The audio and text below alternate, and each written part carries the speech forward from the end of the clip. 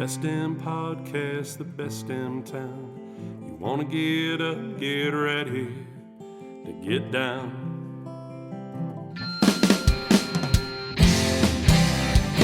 With its big wide sky and the wild river Thames,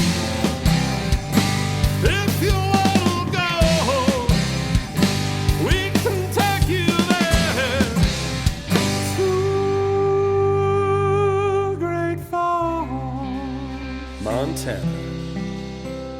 Welcome to the greatest damn town in Montana, Great Falls. I'm Rebecca Ingham. I'm Shannon Newth. And we're no damn experts. I'm so happy. Because of the conversation that happened before we pressed record. Because I didn't get coffee. I had to be here at 8 a.m. And usually I like to have a coffee before a podcast because my personality on its own is not necessarily, I don't know, podcast quality. Podcast ready early in the morning. So coffee's sometimes needed, and I didn't get that. Even though you drink decaf? Correct. Mm-hmm. I mean, it's it's sugar. a mental thing. Everybody knows it's the sugar. Yeah. So. Well, I think it's a mental, emotional thing too. Sometimes I just like to hold it. Anyway, let's get going. What's going on today, Shannon? Well, it's 9 a.m. and we're already off to a great start. We have Christina and Sarah here from C.M. Russell Museum. Whoop, whoop. We are, Christina, you're like maybe the most, tied for or one of the most frequent guests we've had, probably. Yeah. Wow. But also the weird thing is, fourth time maybe? She's done episodes where she just doesn't talk. Oh, that's true. It's true. I'm usually just in the room. Maybe she's like a lurker. Maybe that's what I'm thinking. Maybe since I've been here, you haven't been on, but you were in the room when we did the other one. Maybe that's what I'm thinking. I think my voice has been on the podcast. Yeah. This is my maybe third time. Yep. Okay. Third time. And although she just lurked in the room that one time, she did come to the mic and clarify a few things. That's true. We're fact checking this right now. Yeah. So we figured we'd just put you on the mic for the whole thing now. Yeah. Perfect. And Sarah, Hi. you're virgin to this. Yeah. Welcome. Yep, brand new. Have you ever done a podcast before? Never. Have you ever listened to a podcast before? I do. This sometimes because it's this Montana's this one I have. Yes, I definitely have? I do listen to you guys, but otherwise I enjoy listening to you guys because I don't feel like you're talking at me. Oh, and that's good. what I don't like about podcasts. Sometimes I Others? feel like they're yelling at me or Yeah. judging me when I'm like driving in my car and I don't. Yeah. But And otherwise you can judge us instead on this one. Yeah, exactly. That's how we like that's to make it. That's the format we created. Like, these people are stupid. Yeah, makes you feel better. Feel better Yeah. before you head into work. You're like, they have jobs and they simply don't know what they're doing. So my Gives me day's going to hope be for good. my day. Yeah. Yeah. Well, thanks for listening. Of course, yeah. And you Love it. still came in. Yes, I did. Yes, I so that's still great. did.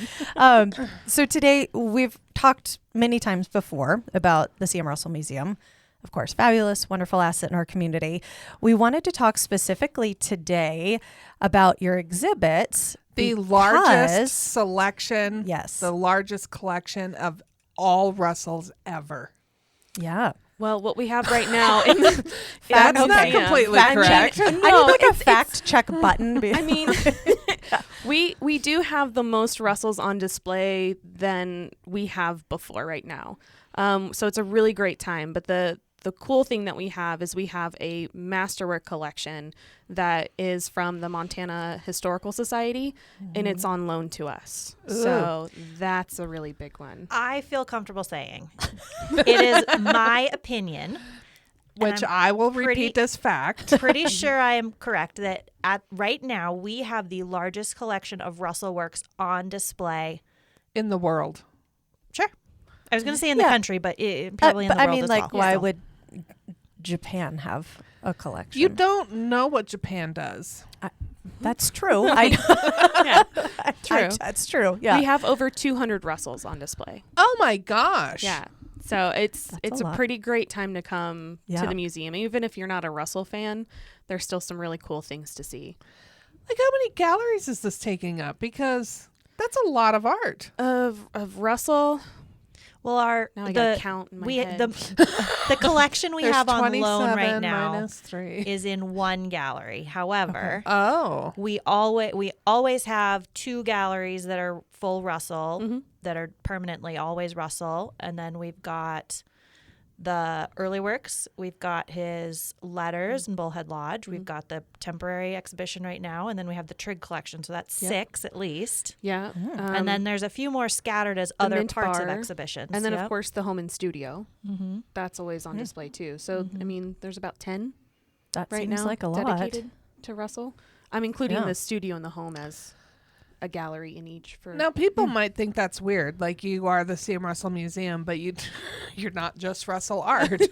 Yeah, Right. True. True story, Yeah. folks. It's the museum complex in his honor for Western art, but you showcase other people. Oh, yeah. I mean, that's the great thing about art and about, talking about Western art is that there's so many different genres, different people that you can talk about. But, I mean, that's kind of embracing Russell in that sense that he would want to see other artists too. And the other thing as well is a lot of our works of Russell are on paper, and I can't have them on display 24/7. We have to rotate those.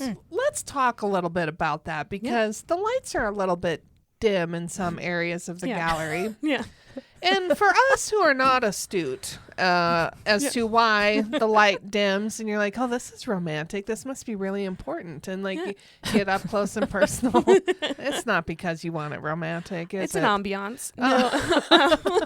No, we have to have the lights low. There have to be filters, and we're trying to protect all the paper and the canvases from UV rays. So even your light bulbs that you have in your house, they have UV rays, and they're really bad for works on paper, especially. So pencils, watercolors, they'll just fade super quickly. So if we have those lights low, then they can last another 100 years. And so that's, my biggest job as the associate curator is to make sure our collection lasts for another 100 years so people can keep seeing it and enjoying it.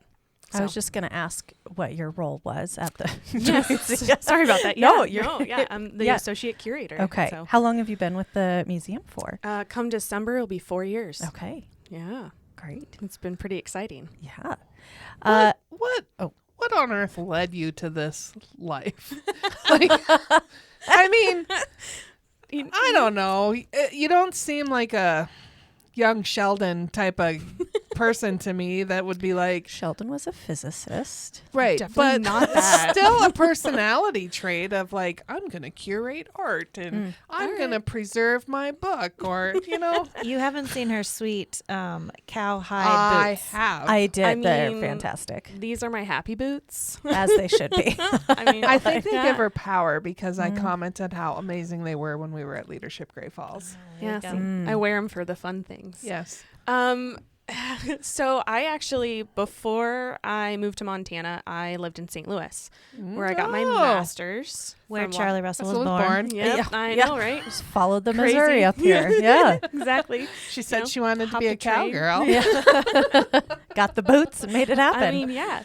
No, I'm originally from Illinois, and I grew up in a farming community, so it's not that far of a stretch to think about moving to Montana. But no, graduated with my master's, and I was looking for a job, Yeah. really. And so I was working in a gallery when I through grad school, and I really enjoyed curating and the aspect of working with artists and just seeing art and kind of living in that world, and thought about museums. I mean, that's my two loves. It's history and art combined. Yeah. And, you can meet a whole bunch of cool people all the time, and people just don't realize that.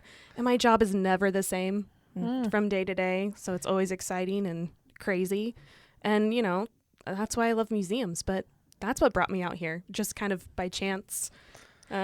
I joke around saying that it was because my sister had just moved here 6 months before I did, and I was helping her look for apartments and had the zip code still saved, and so then I was looking for jobs. It popped up. It was destiny. Yeah, Yeah. there you go. Yeah, destiny. I like how you say it, like your job can be kind of wild. I think is that the word you used? No, but okay. crazy. Apparently, but, I came up with that in my head. Wild is pretty accurate. So I hear the term, curator, museum art curator, but you're like it's never the same day to day. What what does that involve then? Because to me, like, I kind of have this image of like curator, like you're locked in a back room, like white whatever. gloves. Like you have your special white gloves. Right. You I put mean, on. what does that I actually have the involve? white gloves. Yeah, I mean, Do you I have definitely a full collection? for different Like things. christened, yeah. No, I mean we have different gloves for different purposes. We do. You're joking me. No, I'm I not. need the makes dust sense. No, gloves. seriously. I need the oil gloves. There's like 3 gloves that we use. You have the white gloves Leather, that I cotton. use.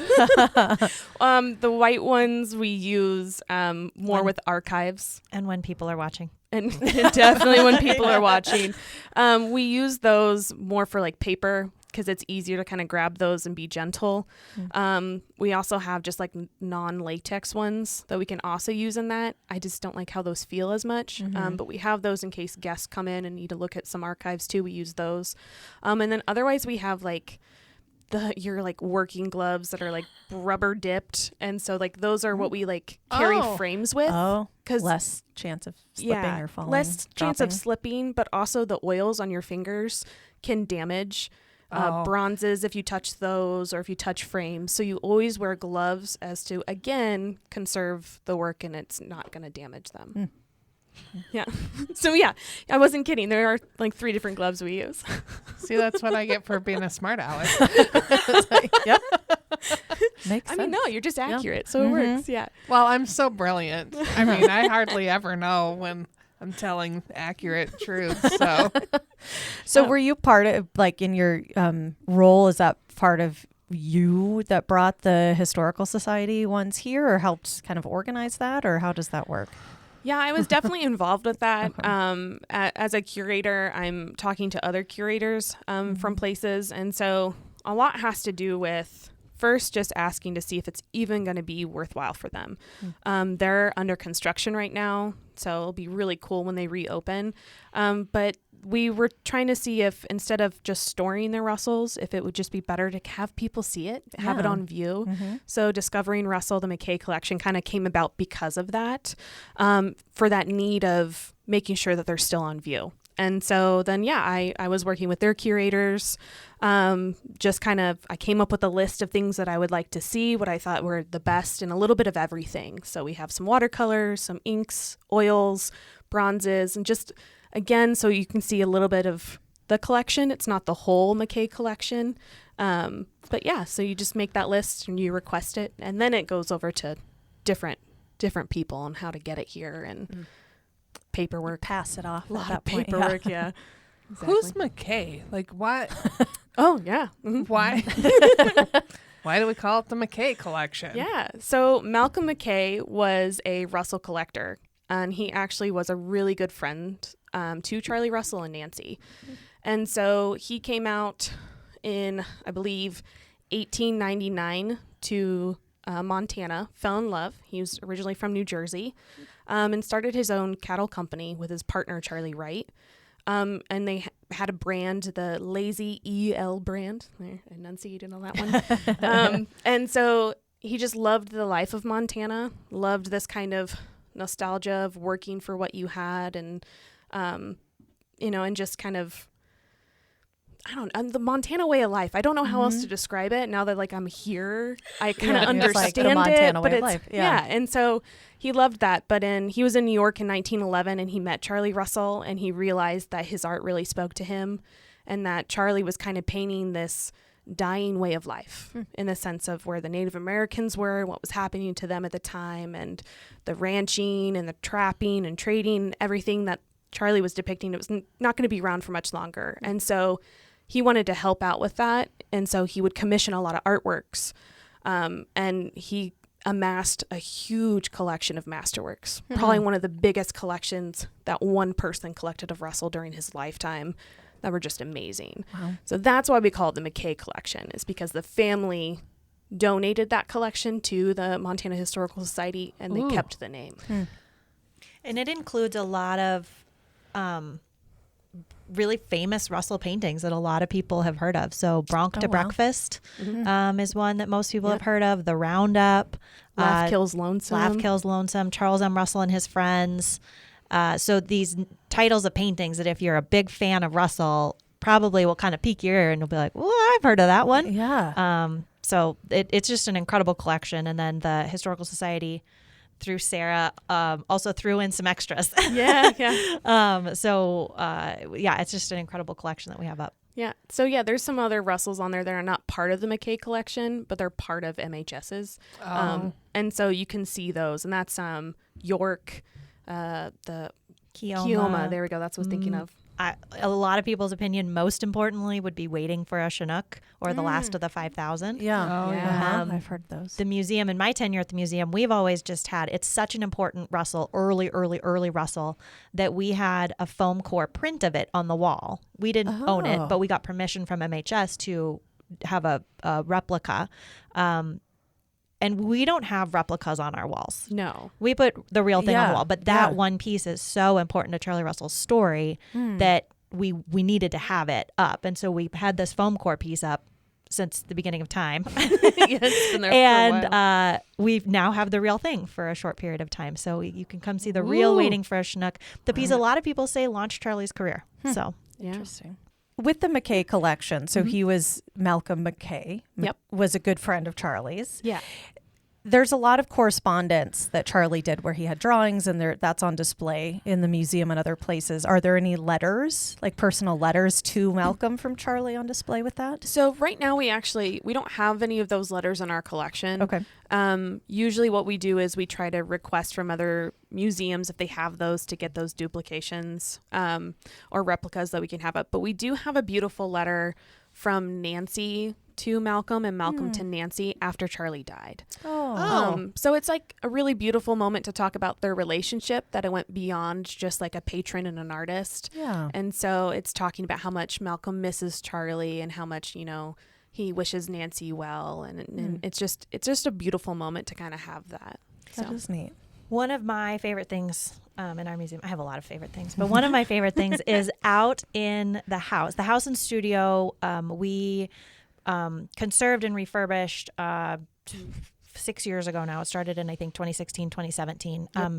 But in the house, we have photographs of Nancy sitting at her desk. And so we were able to use those historic photographs to recreate that placement. Mm-hmm. So when you first walk in the house, you can see Nancy's desk right in front of you. And there's a picture of her sitting at that desk, which is pretty cool. Yeah. But then the other thing we've done is we have a button you can push, and it starts a video that projects on the blotter, which is the padding that you used to write letters on when people actually wrote letters. Yeah. And it projects a video on there, and it shows some of the letters. And the reason I bring this up is because the video is about a correspondence between Nancy and Malcolm McKay talking about a commission he had done for a painting called The Roundup, which is currently on display in the galleries. And you can hear them talking back and forth. Malcolm saying, "Oh, it's such a fine painting. It's one of Charlie's best," and Nancy responding back, and there's a little price negotiation in there because Malcolm Nancy, wanted to pay one thing and Nancy was not accepting his offer. Yeah. But it's just a really lovely back and forth between the two of them. And we on the video, it shows the letters. So you can kind of read those. So it's a nice little connection between the house, which is outside of our museum walls, but still on our complex. And then so you can hear that negotiation, and then you can walk right inside and see the painting that they were negotiating. That is really neat. I have a logistical question. I'm just curious how, because these are precious, one and done paintings that exist. Rubber gloves. Yeah. How do they walk the canyon between Helen and Great Falls?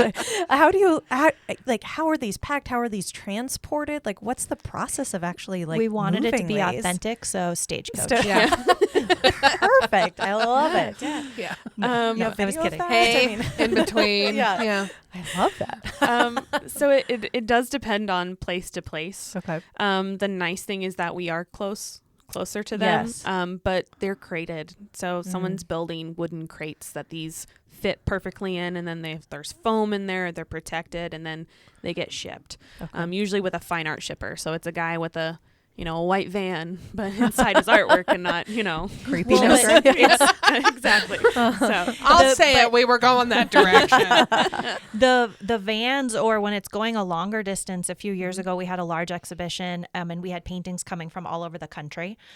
So these are climate controlled vans and semi trucks in some cases. So they've got fine-tuned, like better humidity controls than our houses, because those paintings cannot be exposed to high fluctuations in temperature and humidity. So all of these transportation vehicles, again, whether it be a Sprinter van or a semi-truck, has these incredible climate controls because you have to make sure. And then this is my favorite thing though, because I previously have worked in marketing at the museum, and so anytime we got new paintings in, I was always like, open the box, let me see it. And we don't just open the box. no, you can't. Oh. You have to. So it's been. They have to acclimate. Yeah, they do. Literally, Exactly. that's what I figured. Yeah, I mean, you got all that climate control. You can't just bust it open. Oh, they're in the warehouse. Let's tear it open. No, I was always up there with my cell phone ready to video. I was like, come on, get the crowbar, crack it open. Yeah. And they're like, first of all, no crowbars. Second of all, That's how you get a box open. come back in, I don't know, like 3 days sometimes. Yeah, usually it also just depends on like what it is. Usually we can also give it up to a week. We just really want to make sure it's now acclimated to our humidity and controls. Wow. That also has to go with the agreements between the different, facilities that because like they also can control what our humidity levels are too in Oh those my spaces. gosh. So like there's a lot that goes into that, and thank goodness I'm not that person at the museum. That's Ross. I think though, But, yeah. there's been in the news lately. I'm going to go off on a little tangent, like All right. prenuptial agreements between celebrities, and I've always like they get to dictate like how much money they get if they stay married for a long period of time. And I've decided now, listening to this humidity and temperature control conversation, I'm just going to start my own contracts. You want me to come visit? I'm going to need your house to be at a constant 68 degrees. I'm going to need like a hospitality writer almost for me.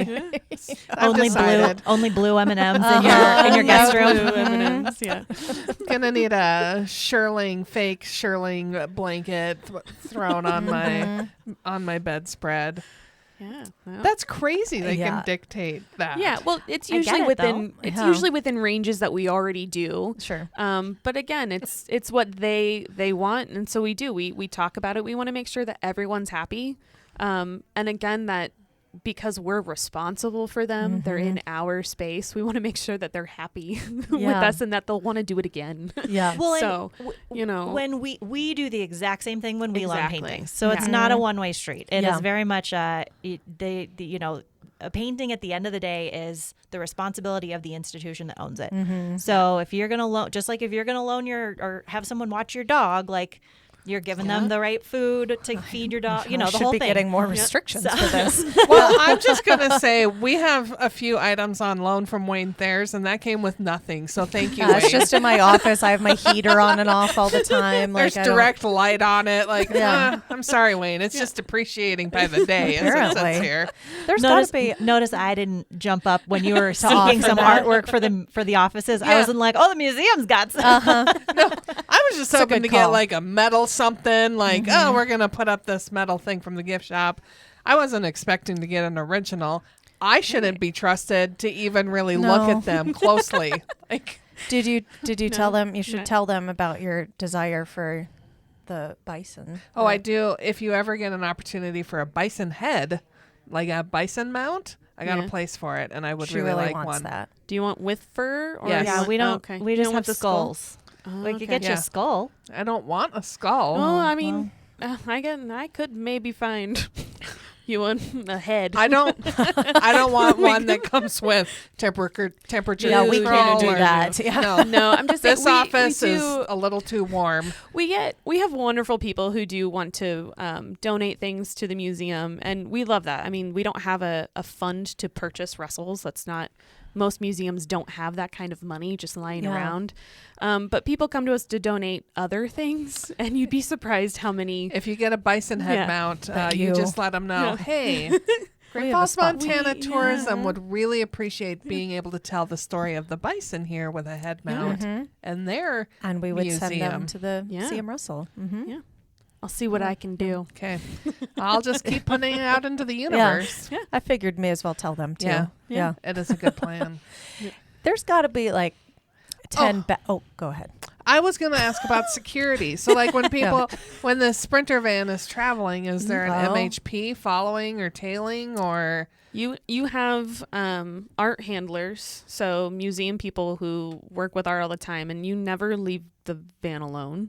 So there's always someone there. Like, it's a little awkward, but like if you need to pull over, like, because I've helped transport art before, but like if you need to use the restroom, you can only go one at a time, and you like they leave the door, you lock the doors, and then like they go come back, and then they come back and they have and to you flash have to their badge. Yeah, right. Like, make sure Is it you're really you? Is it really you? And then then you swap, and that's it's never left alone. So if And people there's didn't think there was something valuable in it before, if you just watch what happens at a rest stop, you'll figure out that there's something good in that truck. no, they're It usually just there's looks not like like human trafficking. Yeah. That's all it looks like. I mean, we don't have a sign that says, high valuables, Right. come here But if and take people a are look. like having to but- like rotate and like guard. I mean, No, yeah, they might have toddlers in the back. As the mom of I toddlers, was like gonna say. I mean, you also Yeah. don't leave those in the car alone. So. yeah. Good to know. But You're getting some so much places- advice here today, folks. I mean, some people do have a follow car, and some other things too. So I mean, it just A depends on. helicopter. I haven't seen that yet, but that'd No. be cool. That would be cool. I'll do a ride in the helicopter. Yeah. Whatever. Yep. When the Return to Calgary was here, some of those paintings came with their own security, correct?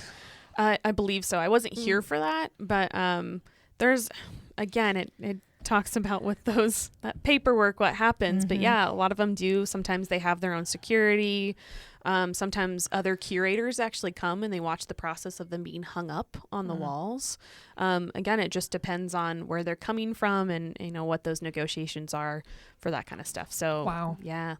Like I said, it's never the same Yeah. at the museum. It's always different. So has there ever been a painting where you've refused to I'm not going to handle that because if I drop it or shove the it through worst a lot of thing. pressure. a bison skull. I mean, I had worked with paintings before that were what I considered valuable, and then I come to the CM Russell Museum, and it was like my second week there, and our department, we're great. We love to joke around with each other, but one of the guys is like, "All right, you can hang this now," and I was like, "Isn't that a Russell?" And he's like, "Yeah, you got it by yourself, right?" And I was like, "Isn't that like over 6 figures? Isn't it like a second?" He's like, "Yeah, but you'll be fine." And I was like, Oh my "Nope." gosh. And I ran away. I was like, "Not today. Too Not much gonna- pressure. Too much pressure." Yeah. No, you just always you work as a team, and you just make sure that everyone's working together, that not one person is uncomfortable.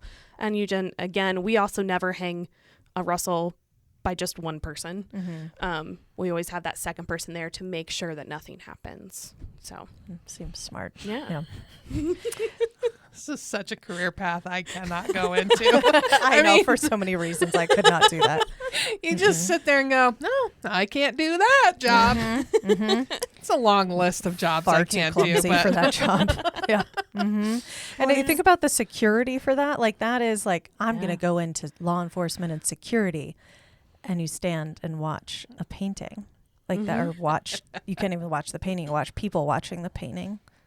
Yeah, but can Like you waiting imagine for like an can art you- heist to happen. Yeah, but can you imagine the people who have to like hang it up and those people are watching you? Yeah. Definitely feel like you're in a fishbowl. Yeah. Yes. Added That's pressure. weird. Oh yeah. Yeah. Uh-huh. Yeah. Performance anxiety. But we get it done. So Yeah. it all We've got works the out. best team ever. Are there like 10 backup generators at that place? Because like if power Oh. goes out, if something happens and the humidity level drops slightly or something, like what? How? How do you make sure that it stays a constant? Sure. So we don't for a lot of security reasons we don't talk about a lot of these things. That makes sense. Oh, yeah. However, I can tell you our we have a lot of redundancies included in the museum. So worst case scenario, we are a museum. We don't have a lot of windows. If you've ever noticed, walking around a museum, you rarely see a lot of windows. It's because you don't want that light and a variety of other things. We also have quite a few doors between our galleries. So if needed, we can close doors. And it does take a fair amount of time for temperature and humidity to change, unless it's 105 or negative 40. Like but still, even then, it usually is enough. There's enough time that we can get the power restored, and it's not the end of the world. Yeah. Is there a regulation of the number of people that can be in a room at a time? We have capacities, of course. Yeah. Most of those are actually just fire capacities. Okay, I was beyond fire code, just with like, everyone's hot breath. Occasionally that's not a thing. No, okay. And it's the only, then there's secured areas too that only certain staff can go into. And so those have more of a limitation, but that's for staff. Yeah. And most of the public is not going to be able to see those spaces. Yeah. We don't hold all staff meetings in the vault. Right. Good call. Yeah, and that's mostly just for body spatial awareness. Like we've all accidentally bumped into something. Oh, gosh. But in the vault, you just can't have that. And so you just want to ensure that everyone has their bubble that they can stay within to ensure that no one is bumping into anything accidentally. Yeah. It's really interesting to listen to them moving artwork because they're very verbal about everything. Okay, now we are going to pick up the painting. Do you have hold of the painting? Yeah. Yes, I have hold of the painting. I am now going to lift my side. Okay, 1, 2, 3, lift. And these paintings, some of them are quite heavy, but some of them are like 3 pounds. Yeah. And you've got 2 people and there's all verbal, like 1, 2, 3, lift and move to the right and move and like do the hokey pokey and I need a list of like what that looks like. So next time my husband and I are trying to like move a piece of furniture it's never in gonna the house. work. It'll never work between married people. It's just always so stressful. Anytime like, can you help me with this? Yes. Like, but maybe that type of moving would. There's a lot of communication. We have to, because that makes sense. And I mean, again, like I said, we give each other a hard time all the time and joke around, but when it comes to hanging artwork, we're pretty serious. Yeah, the serious switch clicks. Exactly. Well, I'm not planning to steal any artwork. I think you are. You always come like true. This is now my fourth podcast, fifth if we're talking about just like in the room present. I feel like, Rebecca, every single time you talk about touching a painting or stealing a painting. No, that's okay. I've already mentally flagged her. Yeah. Oh, yeah. So she's flagged police in town. Yeah. GFPD have me on a list too. Like it's true. Just they have came that in on personality. a podcast and it came out. Yeah. Like you weren't on. Well, I must have fallen off because I had asked some questions before that really made them think. But how many threats do you get like in a year? We're not going to answer that question. Okay, that's fine. But like you always have to be thinking that that's going to happen. And we have those precautions. Okay. Yeah. We have a wonderful security team. Yep. Most of them are former military. They are nice. So they know, they have their systems, they have their routines, they have here's our standard checks. Yeah. So they've got it under control. Yeah. We stay in our lane, they stay in theirs. No. And never shall they meet. Right. I mean, and you're going to be in their lane here pretty soon, Rebecca. Yeah. I have already been in their lane. Can you smile for a picture really quick? No, they know. Put it up in because the I vault. was there. Exactly. I was there at Return to Calgary, and I got the ma'am. You're going to need to step back, and I'm like, wow. Okay, like. They're like, you can't be that close to that painting. And I'm like, I'm not really that close, but your it's breath not for is you to horrid. decide. Yeah. You should just leave now, please. Yeah, they just moved me back. And I'm like, I'm good with that. Because they told me the fines and penalties. I'm like, no. I'm just going to stand in the center of the room and turn in a circle. I don't even need to be that close to the painting. Idea. There you go, So there's the McKay collection. Is that the entirety of what's on loan from Historical Society right now, or is there more beyond that? There's about the 5 or 6 that are from their collection. They're still Russells, so they're in the same space, which is nice. But they just weren't commissioned or collected by the McKay family in any way. Yeah. But I mean, we mentioned there was York, Keoma, Waiting on a Chinook. That's such a huge one. Yeah. But physically tiny, which is great. Is it? But then there is Yeah. a physically huge one that is unnamed because it was on the easel when Charlie died. So it's unfinished. Oh my gosh. And the coolest thing what I think is the coolest thing about it is by looking at it, you really get a sense of his process, how he would create and compose a painting, and the process he went through. So How he layered paint. how you layer paint on. So you can see it's a scene of Swan Lake. It's at Swan Lake, out near Sealy. A lot of people in Great Falls have been there. Yeah. And there's a Native American camp on the banks. And so he's got the sky in, he's got the mountains in, and that beautiful, dusk or dawn, Charlie Russell, the pinks and the purples of the sky. Yeah. He's got most of the trees in, but he hasn't put in the foliage or the needles on the trees. Yeah. In fact, we can't tell what type of tree they are because he hasn't gotten to that yet. It's just a trunk. It's just the trunk. Wow. If you ever watched people are going to be so offended, but if you've ever watched Bob Ross, you know how he always puts in the trunk and then he puts in the happy leaves? Yes. Happy leaves. Okay. Trees. Charlie had not yet added in the happy little leaves. He's just done So Yeah. I apologize for It's anyone okay. who's offended. I mean, they're exactly the same type of artist. Right. It's Same a thing. cultural reference. That's what Charlie would have done down the road. Sure, yes. So yeah. I could just see Charlie in the studio at his easel going with his fan brush, happy little leaves. Nancy in the background, Charlie, hurry up. We gotta get this out. We gotta make the money. So, and then he's put in teepees, but he's not yet decorated the teepees. The only thing that's really in focus in there is the fire.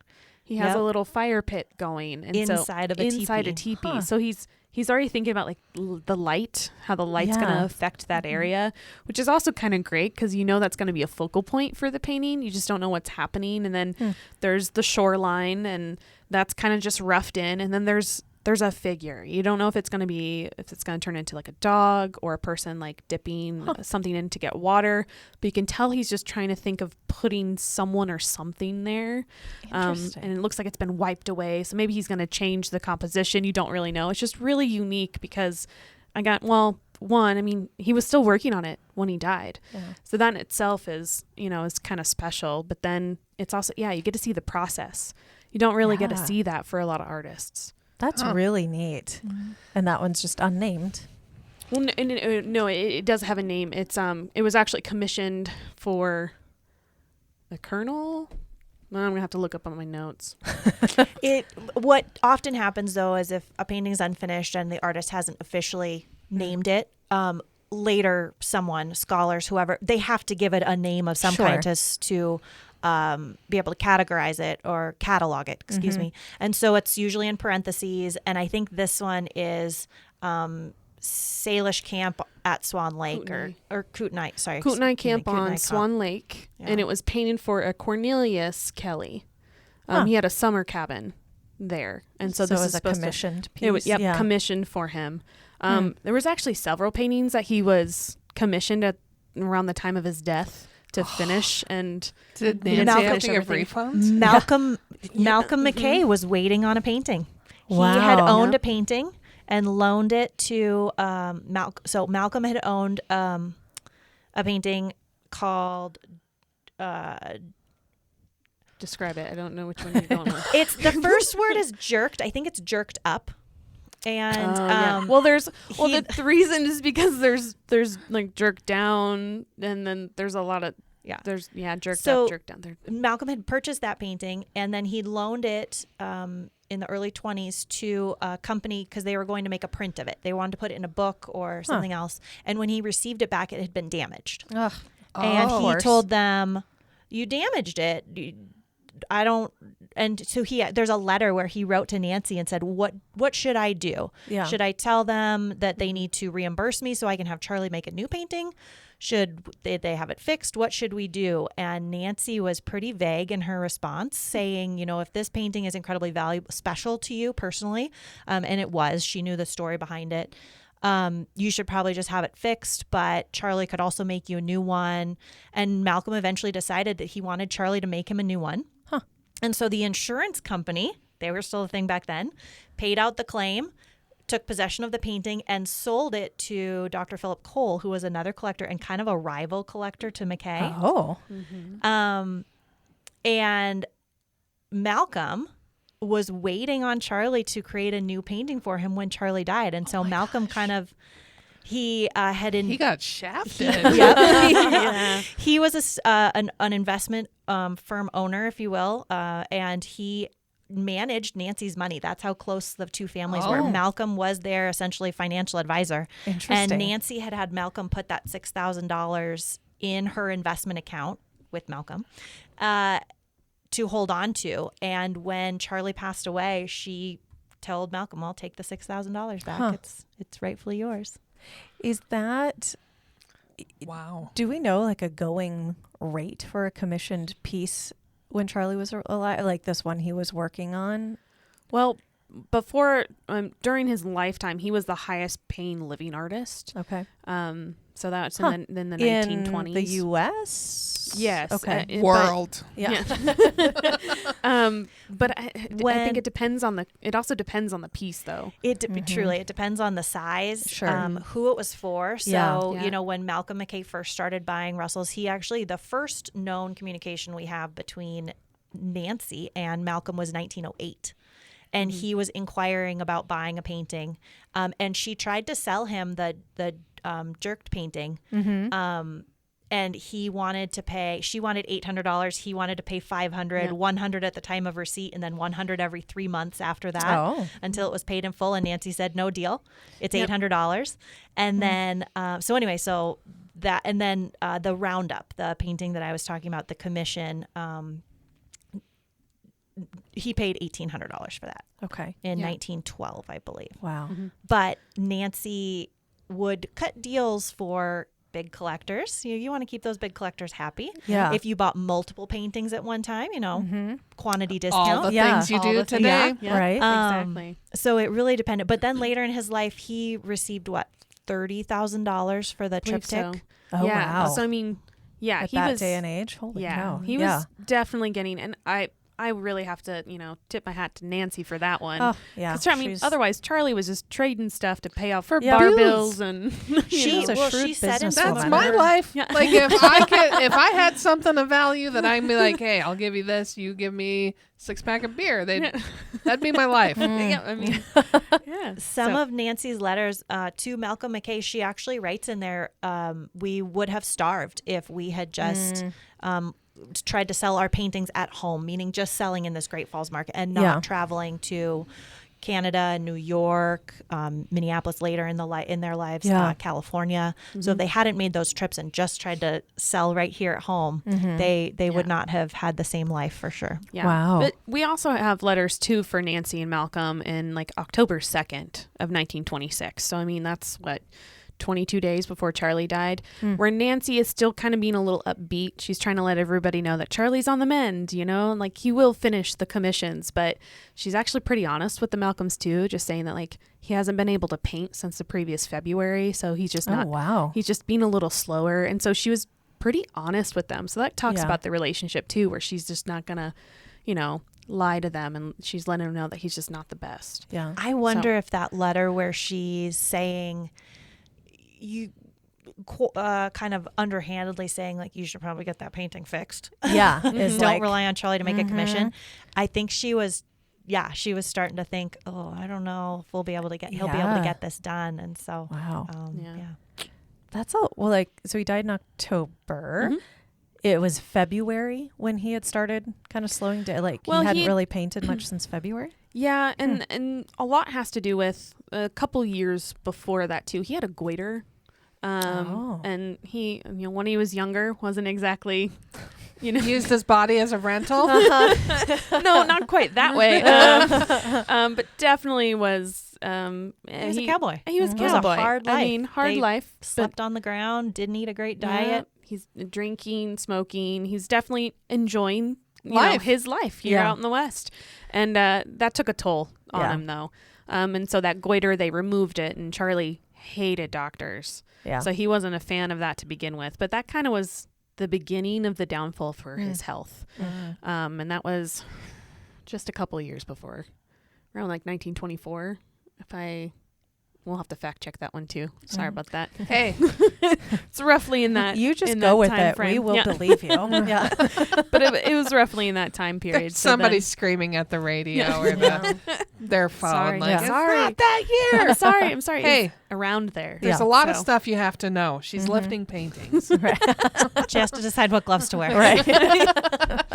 Let her. Big decisions, you know. So I mean, so his health just wasn't the best, and Yeah. I mean, they were still making their trips up to Bullhead Lodge, which is in Glacier National Park on Lake McDonald. They had a little suburban cabin, and I think they knew that was going to be like their last year to be up there as a family. And Charlie had quit riding his horse a couple years before that too. So I mean, he knew his time was coming. And then you look at his book. No, I'm blanking on the Trails title. Blood Under. Thank you. Yeah. And he wrote a little letter in the beginning, and it's basically saying like, I've had a great life and I've lived, the best life that I could. And if I die now, then Well, That's been it. good. Yeah. so, I mean, he knew. Yeah. Yeah. So how long is this collection at your museum? Until MHS wants it back. Perfect. Yeah. No. I would say right now we have it slated for a little bit into 2024 and through the summer of 2024. But as soon as summer is over, they're going to need it back because that's when their construction should be done. And they're going to, want to put their own paintings back on their walls. Yeah, it seems a So- little selfish Yeah. to me. But it will be here for Western Yes. Art Week. Definitely. It Okay. will be here in March. Like I said, it'll be a great time. We'll still have all those Russells on display, those over 200 Russells. So, I mean, it's the best time to see it.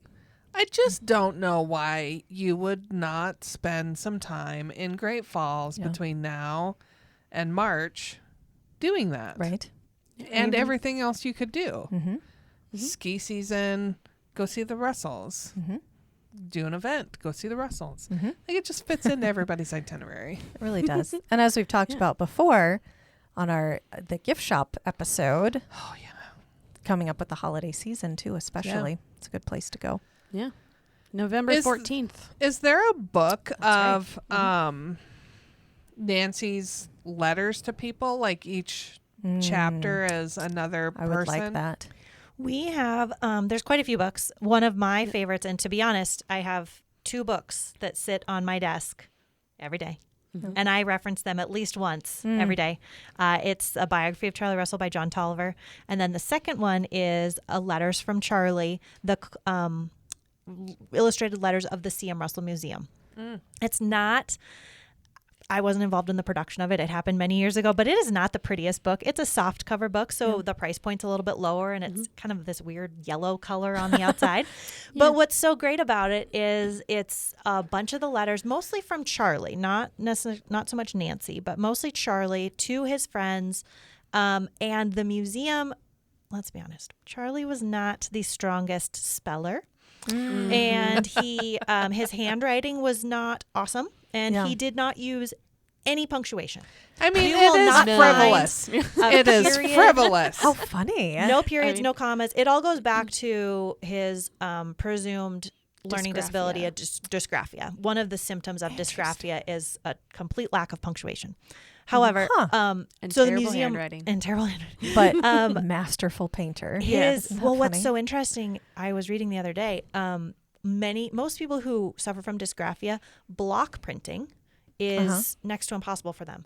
Cursive, however, is much easier. Charlie writes almost exclusively in cursive. Yeah. Now, back then, that was kind of the standard as well. But even when you look at his envelopes, when he addressed envelopes, typically you'd want that to be more in block print, cursive.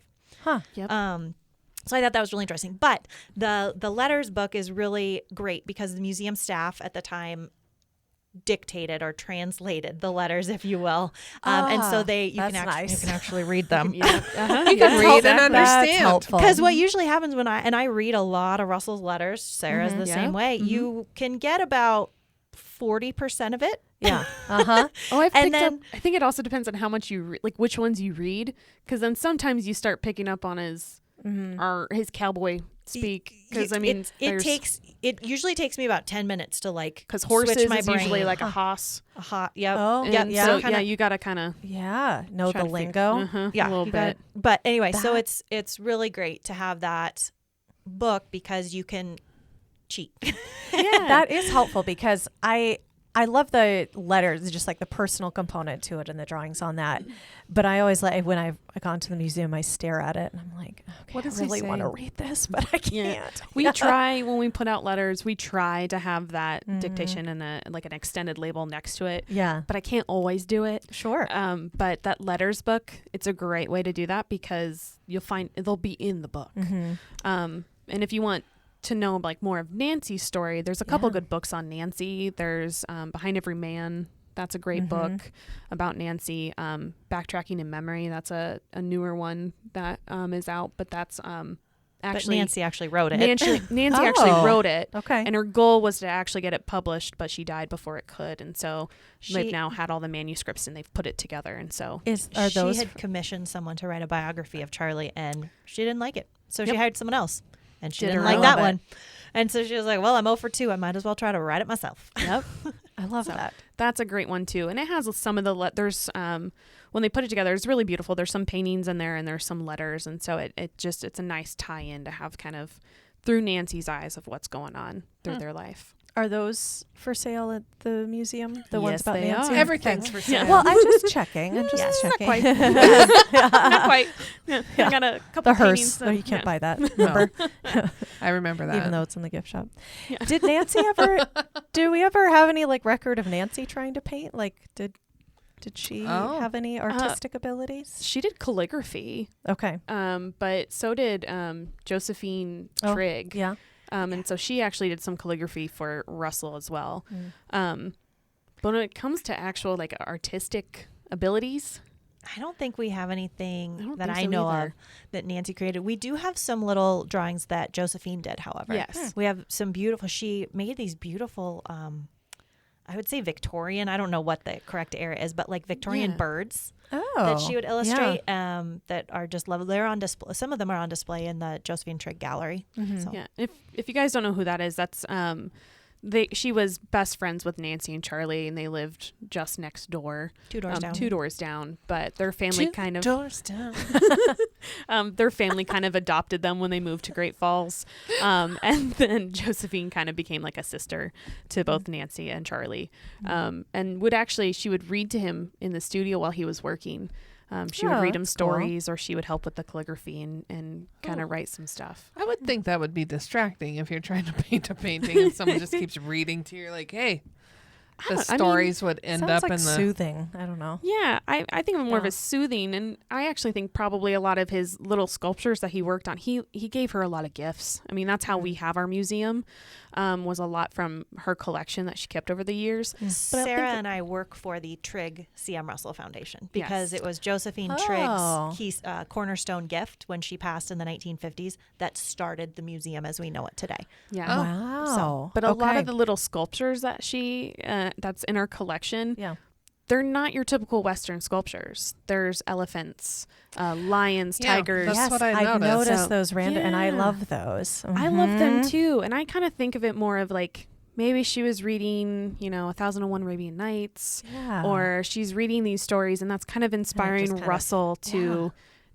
do something different. It wasn't That's just what in the I'm West. saying. Like, if somebody's reading to me, and I'm all of a sudden, now we're in the Sahara There's Desert. an elephant in the middle of the Like, what's happening?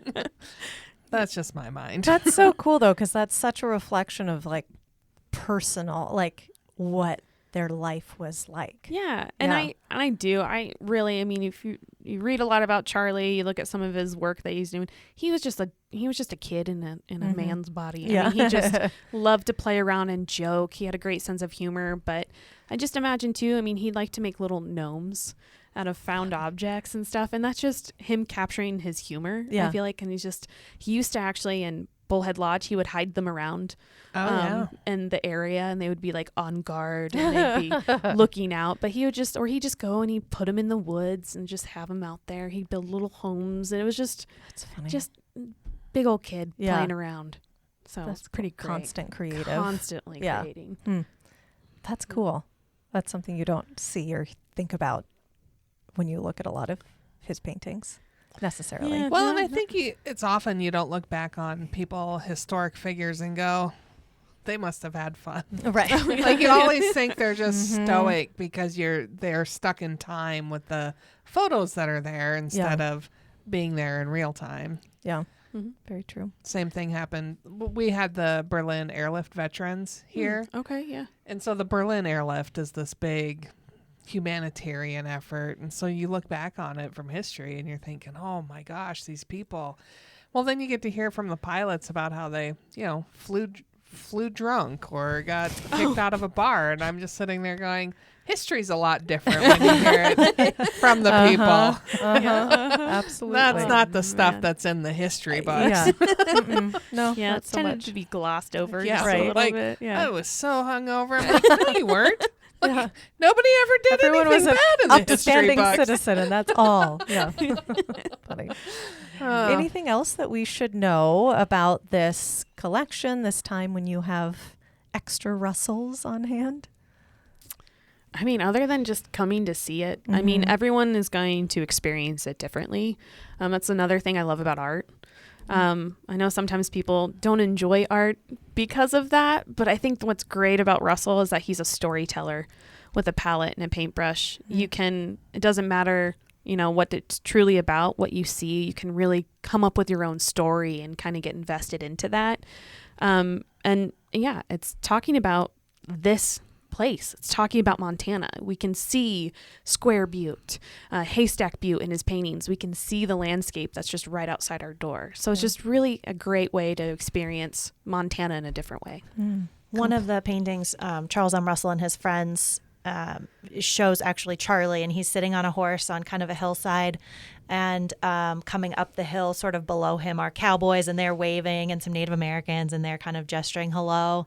And in the background, you can see the Missouri River, the Rockies, Square Butte. And I live just south of Great Falls, just about 10 minutes, not very far. Every night or every evening when I'm driving home, I look out and I see that scene. I see the Missouri River. I see Square Butte. I see the Rockies behind it. And I'm constantly like, was that the hill he's on? Was that the hill he's on? Yeah. And that's something that not many people do, but I think is so fun is look at Russell paintings and then explore our surrounding area and try to find his vistas because they're there. Oh, yeah. People have done it. I can tell you about a couple right off the bat, which I'm not going to. But you can do it, and you can go see these incredible vistas, and then they're in Charlie Russell's paintings that were created 130 years ago. Wow. And it's just a really cool experience to be like, man.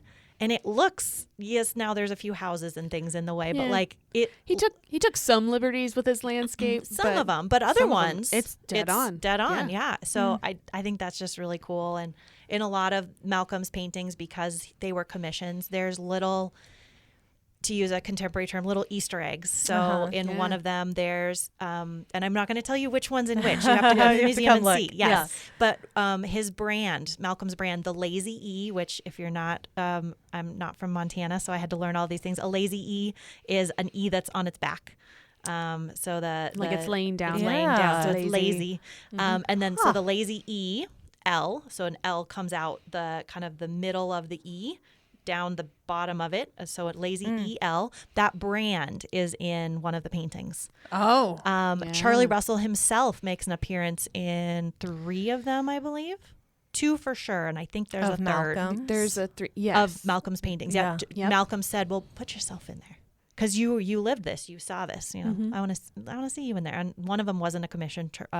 Malcolm bought it in an exhibition, and Charlie's actually in the painting. 2 of the paintings are kind of a story that shows the before and the after. Yeah. And they're not side by side. And they're not side by side. You gotta find them. You gotta find them. Piece them together. Yep. Yeah. So we should make a little like scavenger hunt. Yes, little I was just Where's thinking, Waldo can you like sheet? write these down so I can Like go a in and bingo look? card. Yeah, Like, oh, I got that one. Bingo card. I got this one. Then you get We don't some type allow of prize. writing utensils in the museum, though. So We'd have to figure out a different way to do it. Maybe a scratch off. I mean, There you I don't go. even know if you're allowed in the museum now, Right. so that might be really difficult for you. Yeah. I mean, I get close to the entrance and they look at me. They're like, do Back to you your really car. need? Do Back you to really your car. need? I'm like, no, I can just wait here in the gift shop. That's usually when I get the call. Rebecca's Rebecca's here. here. To see you. Rebecca's here. So We anyway, are not sending her down. But we have some also other great loans on display too from a collector, and they're some beautiful masterworks. They're in part of our permanent galleries and our legacy galleries, and there's some also just we have the Indian old man stories are on display right now, and those are, in my opinion, some of the best paintings Russell ever did. They're beautiful, intricate watercolors, but they're depicting the Indian old man stories. So they also are telling a story, also from a different culture, which is really unique too, to have that experience. And so there's some really cool things.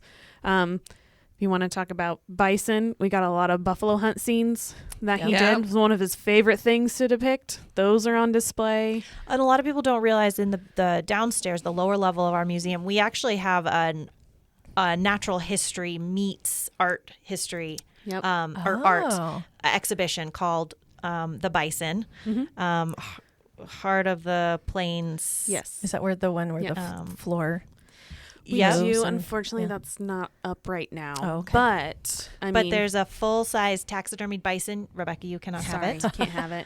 I can't- don't want the big. I Sorry, want a one head side. mount. you can't cut the head off of it and take it. You also Um, cannot touch. We have a baby bison too, so I'm Mm. sorry. Oh. But yeah, you Don't gotta come to the touch. museum and find it. Yeah. But that exhibition talks about the history of the bison, how prolific they were in North America, ranging from Canada down to present-day Mexico, almost coast to coast. Yep. How the Native Americans used the bison and every single part of the bison. And we actually have examples of a bladder bag, which is exactly what it sounds like. Yeah. Yeah. And The teepees hottest and- accessory. So a lot of people don't realize that. Yeah, we have a lot of different things, including Russell Works. Did Charlie have an opinion on the massive hunting of the bison? By the time he came to Montana, that had really already happened for the Okay. most part. Yeah. There weren't a ton of bison left. He was part of the Pablo Roundup, which was the last bison roundup. But at that point, he was actually a little bit older, and so he just sort of sat on his horse off to the side and watched.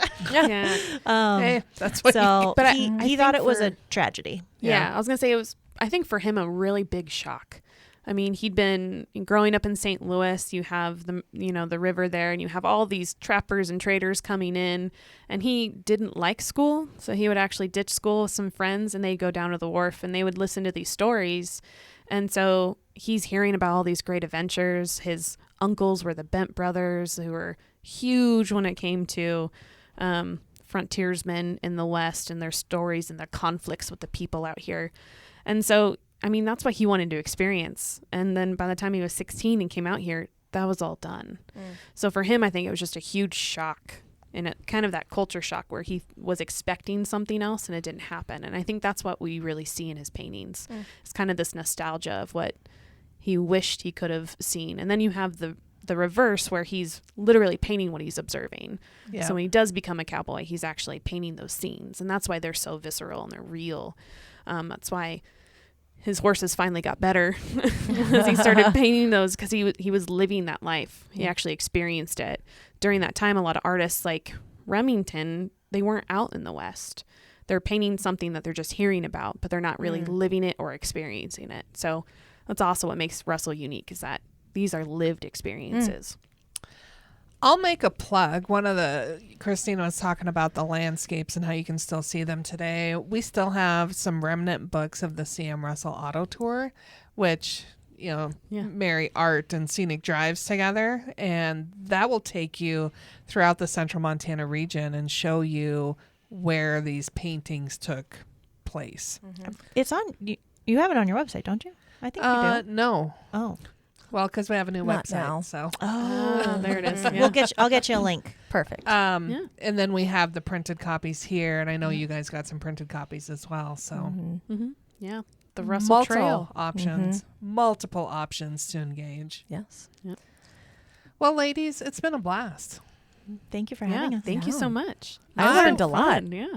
Next time, we're just going to talk stories like Easter eggs and random letters to random people. Okay. Yeah. We had you in the you've been to the museum one time, and I teased you with a ghost in a painting. Yes. Yeah.